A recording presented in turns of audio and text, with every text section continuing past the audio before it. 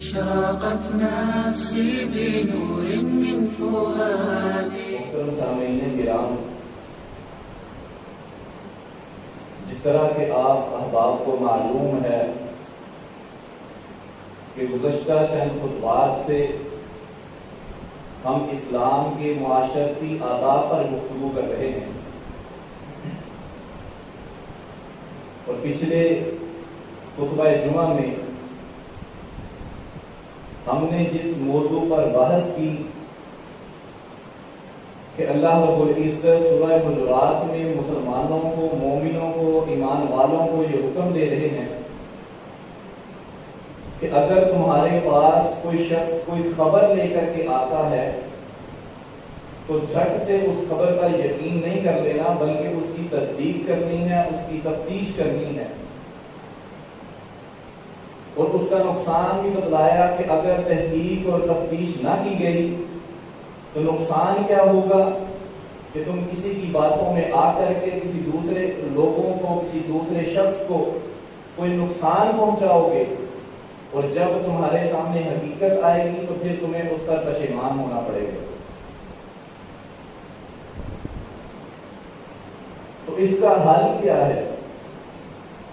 ہم تحقیق کیسے کر سکتے ہیں کہ اگر کوئی شخص میرے پاس آتا ہے، آ کر کے کہتا ہے کہ فلاں شخص تمہارے بارے میں یہ کہہ رہا ہے، تو اس کا حل کیا ہے؟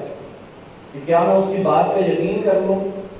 نہیں میرے بھائیو، اس کا بہترین حل کہ جو آپ کے پاس یہ بات لے کر کے آتا ہے کہ میں نے فلاں شخص سے سنا کہ وہ تمہارے بارے میں یہ الفاظ کہہ رہا تھا، یا فلاں شخص تمہارے بارے میں یہ ذہن رکھتا ہے، ایسی باتیں کرتا ہے، تو اس کا آسان سا حل ہے کہ اسی شخص کو پکڑیں اور اس شخص کے سامنے لے جائیں کہ جس کے بارے میں وہ آپ کو بتلا رہا ہے کہ فلاں شخص آپ کے بارے میں یہ کہہ رہا ہے، آپ اس کو پکڑیں اور اس کہنے والے کے سامنے لے جائیں اور کہیں کہ اب بتاؤ اس نے کیا کہا۔ اس طرح کرنے سے آپ بہت سارے فسادات سے بچ سکتے ہیں، کیونکہ جب دونوں آمنے سامنے ہو جائیں گے تو پھر کوئی جھوٹ نہیں بول سکے گا۔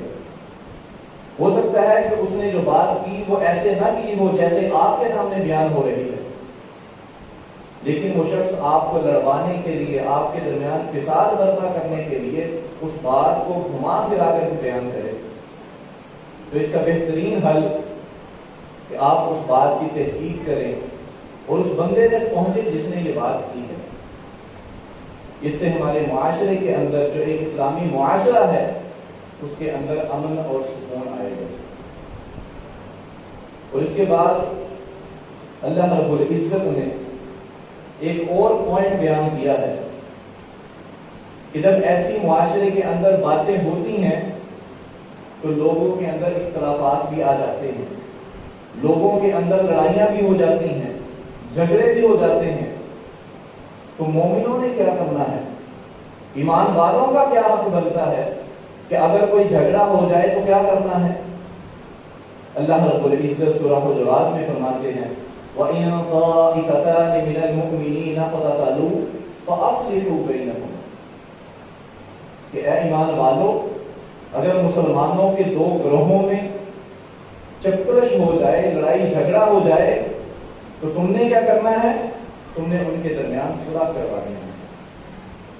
لیکن آج ہمارے معاشرے کے اندر اس چیز کی بڑی کمی نظر آتی ہے، اور خاص طور پر جب سے یہ سوشل میڈیا آیا، فیس بک، یوٹیوب، ٹویٹر، جب سے یہ چیزیں آئی ہیں، ہم صرف کھڑے ہو کر کے تماشائی بن کر کے سارے معاملات کو دیکھتے ہیں، زیادہ سے زیادہ کیمرہ نکالتے ہیں اور ویڈیو بنا کر کے ہم اس کو فیس بک پر اپلوڈ کر دیتے ہیں۔ کرنا تو یہ چاہیے تھا کہ اگر آپ کی آنکھوں کے سامنے کوئی مسلمان دوسرے مسلمان سے لڑ رہا ہے تو آپ دونوں میں صلح کروانے کی کوشش کریں، نہ کہ آپ خاموش تماشائی بن کر کے ان کی لڑائی کو انجوائے بھی کریں، ان کی ویڈیو بنائیں اور پھر اس کو سوشل میڈیا پر وائرل کریں۔ میرے بھائیو، یہ ایمان والوں کے کرنے والے کام نہیں ہیں۔ اللہ رب العزت نے ایمان والوں کی کچھ الگ ہی ڈیوٹی لگائی ہے کہ جب کوئی مسلمان دوسرے مسلمان سے لڑ پڑے، اس کا جھگڑا ہو جائے، تو میں تکرار ہو جائے، تو جو دوسرے مسلمان ہیں انہوں نے خاموش تماشائی بن کے کھڑے نہیں رہنا، بلکہ انہوں نے لوگوں کے درمیان، ان دونوں کے درمیان صلح کروانی ہے۔ اور پھر اللہ رب العزت قرآن مجید میں ایک اور مقام پر فرماتے ہیں کہ اللہ سے ڈرو اور آپس میں اصلاح کیا کرو، لوگوں کی صلح کروایا کرو۔ اور نبی مکرم صلی اللہ علیہ وسلم نے فرمایا کہ جو بھی دن کہ جس دن میں سورج طلوع ہوتا ہے ہر مسلمان کے ہر جوڑ کا صدقہ ہے۔ اللہ رب العزت نے ہر طلوع ہونے والے دن میں اللہ رب العزت نے ہر مسلمان کے ایک جوڑ کا صدقہ رکھا ہے۔ اور پھر نبی مکرم صلی اللہ علیہ وسلم نے ان صدقوں کی تفصیل بھی بیان فرمائی کہ وہ صدقہ ہم ادا کیسے کر سکتے ہیں۔ نبی مکرم صلی اللہ علیہ وسلم نے فرمایا کہ کسی دو مسلمان لڑے ہوئے بھائیوں کے درمیان تمہارا صلح کروانا یہ بھی صدقہ ہے۔ اور اسی طرح اگر کوئی شخص جسے سواری کی ضرورت ہے اور آپ کے پاس سواری موجود ہے، آپ جا رہے ہیں، راستے میں آپ سے کوئی مطالبہ کرتا ہے کہ بھائی مجھے بھی وہاں تک لے جائیں، تو اس کی اتنی سی مدد کرنا بھی نبی مکرم صلی اللہ علیہ وسلم نے فرمایا یہ بھی صدقہ ہے۔ اور راستے سے تکلیف دہ چیز کو ہٹانا، کوئی ایسی چیز جو راستے میں ہے، کوشش ہونی چاہیے کہ ہماری وجہ سے کسی کو راستے میں چلتے ہوئے تکلیف نہ آئے۔ اور اگر راستے میں چلتے ہم دیکھیں کہ کوئی ایسی چیز موجود ہے کہ جس سے لوگوں کو تکلیف ہو رہی ہے، تو اس تکلیف دہ چیز کو راستے سے ہٹانا نبی مکرم صلی اللہ علیہ وسلم نے فرمایا یہ بھی صدقہ ہے۔ صرف باتوں تک ہی نہیں بلکہ نبی مکرم صلی اللہ علیہ وسلم نے اپنی عملی زندگی میں بھی ہمیں صلح کروا کر کے، لوگوں کے درمیان اصلاح کروا کر کے، پیارے پیغمبر صلی اللہ علیہ وسلم نے ہمیں عملی ثبوت بھی دیے ہیں۔ ام المؤمنین حضرت عائشہ رضی اللہ عنہا بیان کرتی ہیں کہ نبی مکرم صلی اللہ علیہ وسلم گھر میں تشریف فرما ہے تو باہر سے دو لوگوں کے جھگڑنے کی آواز آتی ہے، اور کچھ دیر کے بعد وہ آواز اور بلند ہو جاتی ہے۔ تو نبی مکرم صلی اللہ علیہ وسلم اپنے گھر سے باہر تشریف لاتے ہیں اور آ کر کے ان دو لوگوں میں صلح کرواتے ہیں۔ جھگڑا یہ ہو رہا تھا کہ ایک آدمی نے قرض دیا، وہ قرض واپس مانگ رہا ہے، اور جو مقروض ہے وہ مہلت مانگ رہا ہے، اور قرض دینے والا یہ قسم کھا کر کے کہتا ہے کہ میں تمہیں مہلت نہیں دوں گا، اور اس بات پر ان دونوں کا جھگڑا ہو رہا ہے۔ نبی مکرم صلی اللہ علیہ وسلم باہر تشریف لاتے ہیں، آ کر کے رسول اللہ صلی اللہ علیہ وسلم فرماتے ہیں کہ وہ کون شخص ہے کہ جس نے اللہ رب العزت کی رحمت کو اپنے اوپر حرام کرنے کی قسم کھائی ہے۔ کہ کسی مسلمان بھائی کے لیے آسانی کرنا، جب کوئی مسلمان دوسرے مسلمان کے لیے آسانی کرتا ہے تو اللہ رب العزت اپنی رحمت سے اس شخص کے لیے آسانی فرماتے ہیں۔ اور کون ہے کہ جس نے اس چیز کی قسم کھا لی کہ میں دوسرے مسلمان کے لیے آسانی نہیں کروں گا، اور جب وہ دوسرے مسلمان کے لیے آسانی نہیں کرے گا تو پھر اللہ رب العزت اس کے لیے بھی آسانی نہیں فرمائے گا۔ میرے محترم بھائیوں، ایک معاشرے کے اندر، ایک گلی محلے کے اندر، ایک گھر میں رہتے ہوئے ہر انسان کا ذہن الگ ہے، ہر انسان کی سوچ، ہر انسان کی فکر دوسرے سے مختلف ہے۔ کئی ایسی باتیں ہیں کہ جن سے دو سگے بھائیوں میں بھی اختلافات ہو سکتے ہیں۔ لڑائی ہو جانا کوئی بہت بڑا معاملہ نہیں ہے، اس لڑائی پر ڈٹ جانا یہ بڑا معاملہ ہے۔ کہ اگر افکار نہیں ملے، دو ذہن نہیں مل سکے، لڑائی ہو گئی، تو تیسرے انسان کو، تیسرے مسلمان کو چاہیے کہ وہ درمیان میں آ کر کے صلح کروائے، نہ کر کے تماشا دیکھے۔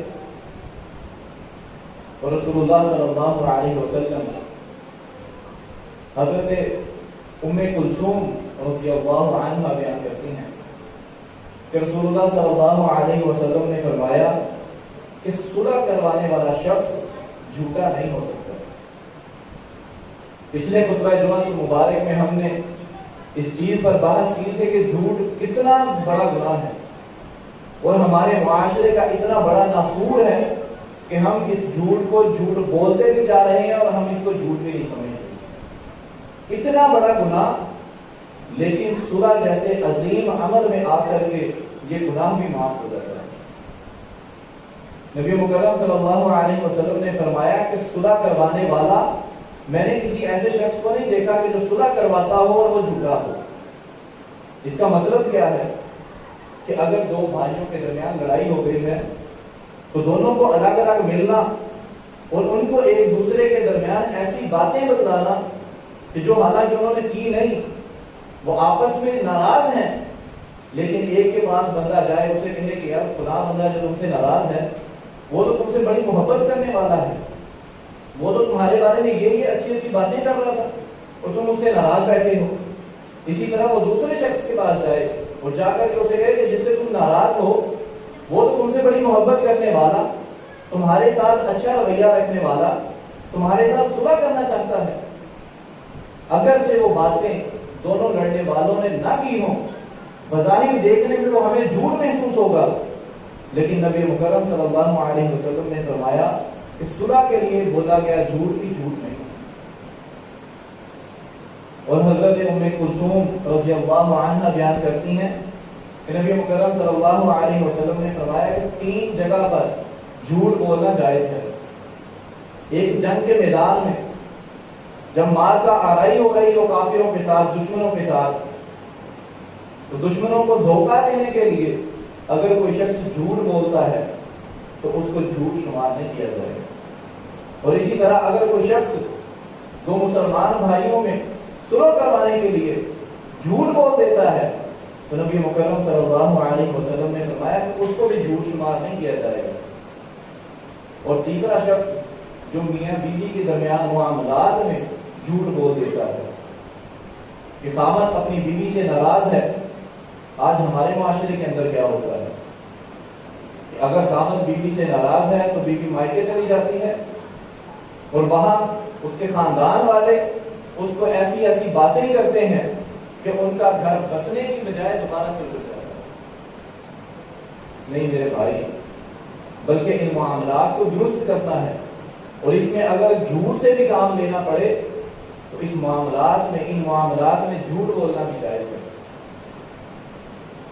اور نبی مکرم صلی اللہ علیہ وسلم نے فرمایا المسلم اخو المسلم، مسلمان مسلمان کا بھائی ہے اور وہ اس پر ظلم نہیں کرتا اور نہ ہی اسے بیار و مددگار چھوڑتا ہے.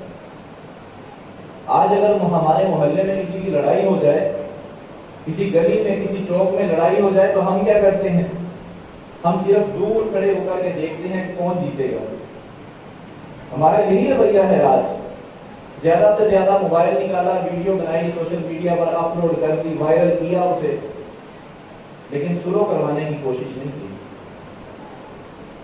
جبکہ رسول اللہ صلی اللہ علیہ وسلم نے فرمایا کہ مسلمان مسلمان کا بھائی ہے اور وہ اس پر ظلم نہیں کرتا اور اسے بیار و مددگار بھی نہیں چھوڑتا کہ مسلمان کو مدد کی ضرورت ہو اور دوسرا مسلمان دور کھڑا ہو کر کے تماشائی وہ صرف تماشا دیکھتا رہے.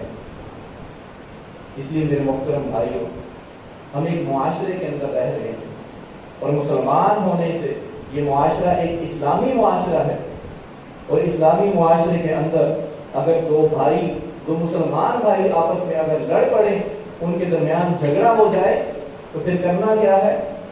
ان کے درمیان صلح کروانی ہے. کہ اللہ رب العزت نے سورہ حجرات میں مسلمانوں کو یہ حکم دیا ہے.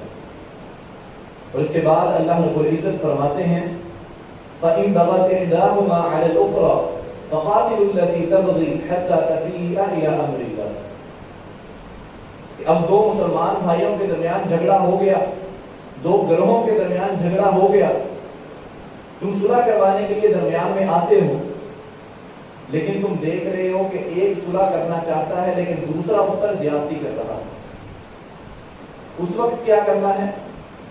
تب تم نے مظلوم کی سائڈ پر ہو جانا ہے کہ جس پر ظلم کیا جا رہا ہے، جس پر زیادتی کی جا رہی ہے، اس کے ساتھ مل کر کے ظالم کو روکنا ہے.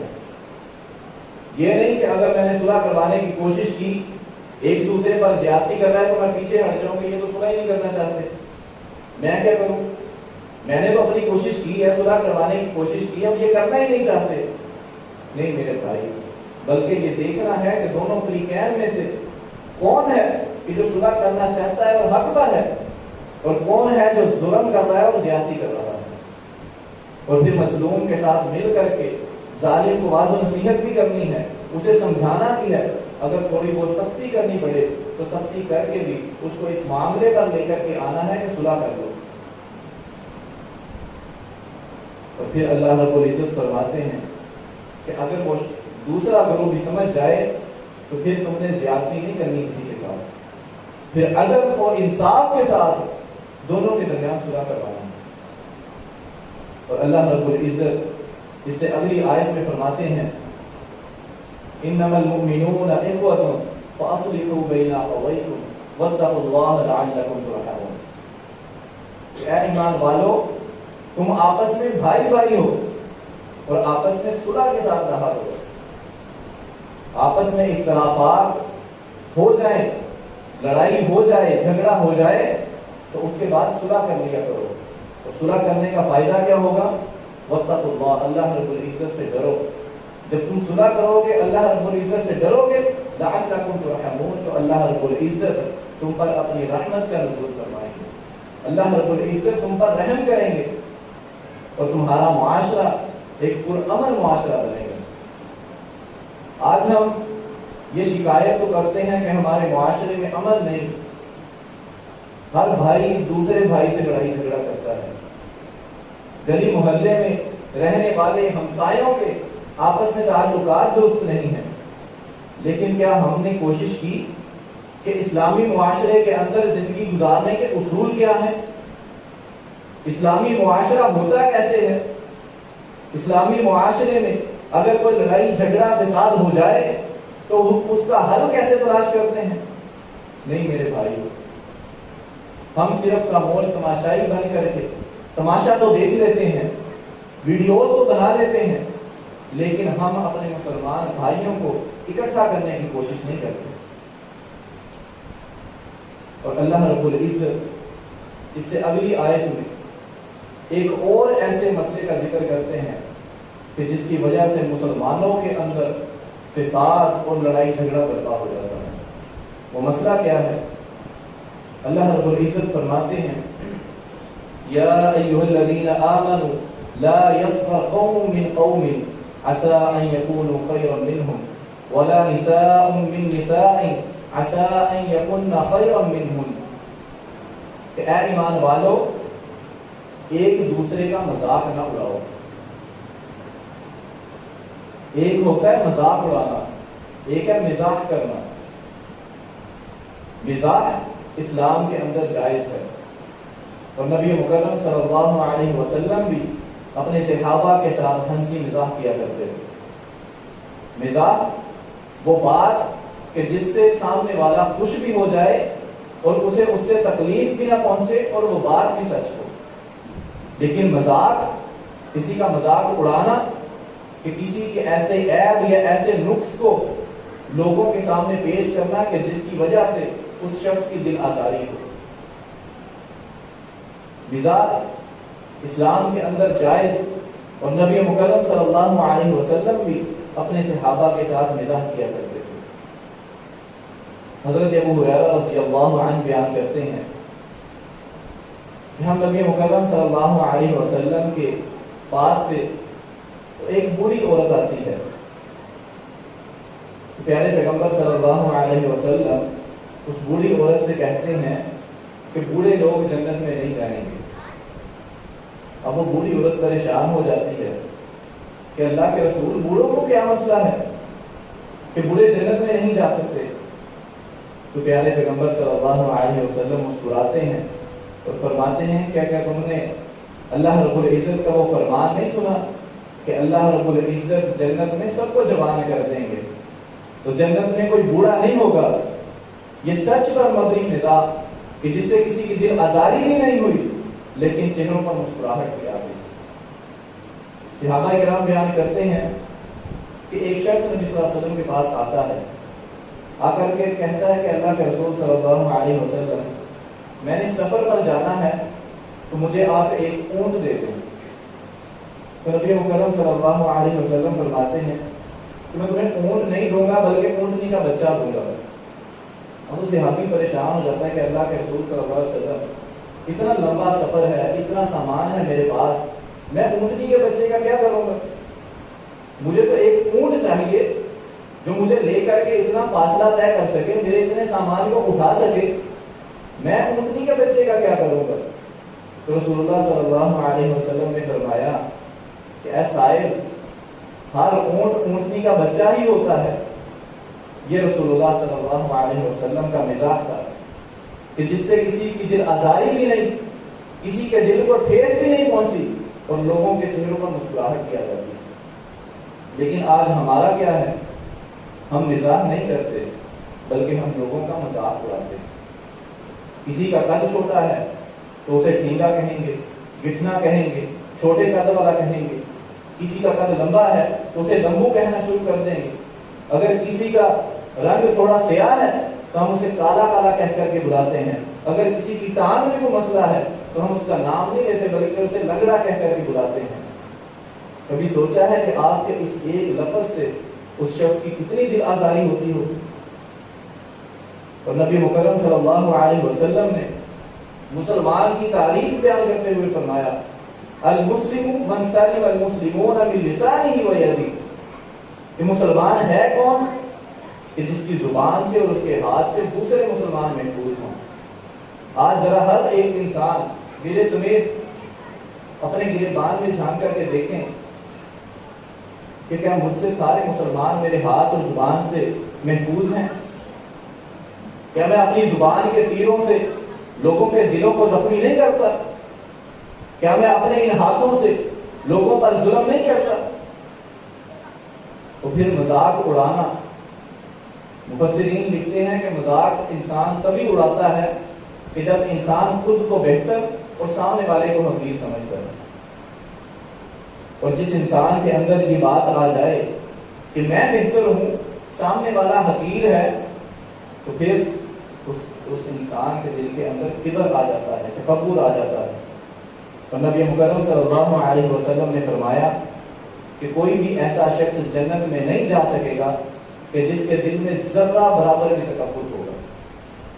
میرے محترم بھائیوں, یہ ایک اسلامی معاشرہ جس کے اندر ہم زندگی بسر کر رہے ہیں, اس کے اندر کسی کی تنقید کرنا, کسی کا مذاق اڑانا اس کی ہرگز جگہ ہے. مذاق کر لیا جائے, ہنسی مذاق کر لیا جائے دوستوں کے ساتھ, لیکن سچائی پر مبنی کہ جس سے کسی کی دل آزاری بھی نہ ہو اور چہروں پر مسکراہٹ آ جائے, یہ جائز ہے. لیکن کسی کا مذاق اڑانا, کسی پر تنقید کرنا, اس کے جسمانی اعضاء کو لے کر کے یا اس کے کسی ایسے عیب کو لے کر کے کہ جس کو آپ لوگوں کے سامنے بیان کریں گے تو اس کی دل آزاری ہوگی. میرے محترم بھائیوں, اسلامی معاشرے کے اندر ایسے عمل کی کوئی گنجائش نہیں. اللہ رب العزت سے دعا ہے کہ اللہ رب العزت ہمیں اسلامی معاشرے کے ان اصولوں کے مطابق اپنی زندگی کو ڈھالنے کی توفیق عطا فرمائے. اللہ رب العزت زندہ رکھے تو اسلام پر, اللہ رب العزت موت دے تو شہادت والی, ایمان والی موت عطا فرمائے. اقول قولی ھذا استغفر اللہ لی ولکم ولسائر المسلمین وما توفیقی الا باللہ.